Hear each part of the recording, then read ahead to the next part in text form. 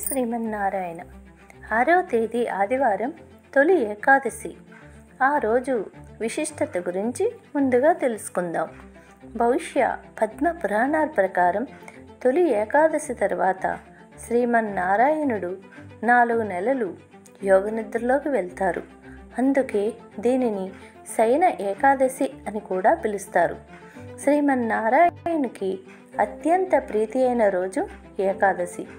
ఒకప్పుడు మురాసురుడు అనే రాక్షసునితో శ్రీమన్నారాయణుడు యుద్ధం చేశారు.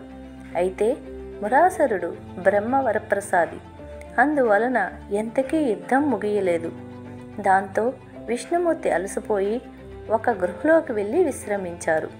మురాసురుడు గృహలోకి ప్రవేశించి పడుకున్న స్వామి మీద పడబోయాడు. స్వామి శరీరం నుంచి ఒక శక్తి ఉద్భవించి మురాసురుని సంహరించింది. ఆ శక్తిని చూసి స్వామి చాలా సంతోషించారు. తనే విష్ణుపుత్రిక. ఆమెకు ఏకాదశి అనే నామాన్ని పెట్టారు. ఆ విష్ణువు తనువు నుంచి ఉద్భవించిన స్వరూపం వలన ఏకాదశి అత్యంత పవిత్రమైనది. 11వ రోజు అవడం వలన ఆ స్వరూపానికి ఆ పేరిచ్చారు. మురాసురుని సంహరించి తనకు అత్యంత ప్రీతి అయినది ఏకాదశి అని, ఆ రోజు ఎవరైతే నన్ను పూజిస్తారో వారు నాకు నీ అంత ప్రీతిపాత్రులు అవుతారని ఏకాదశికి స్వామి వరమిచ్చారు. కావున ఆ రోజు స్వామిని స్మరించిన, పూజించిన అత్యంత ఫలితం లభిస్తుంది.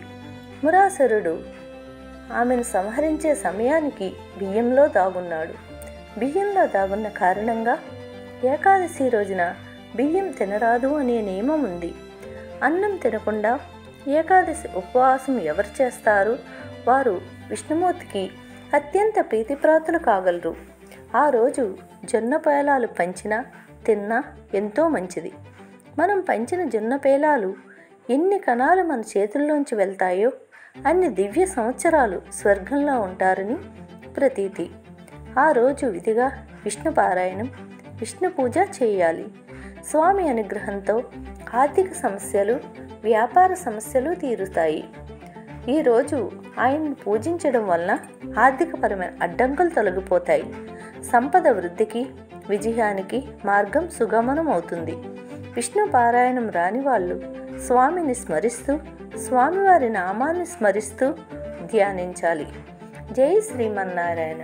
సర్వే జనా సుఖినో భవంతు.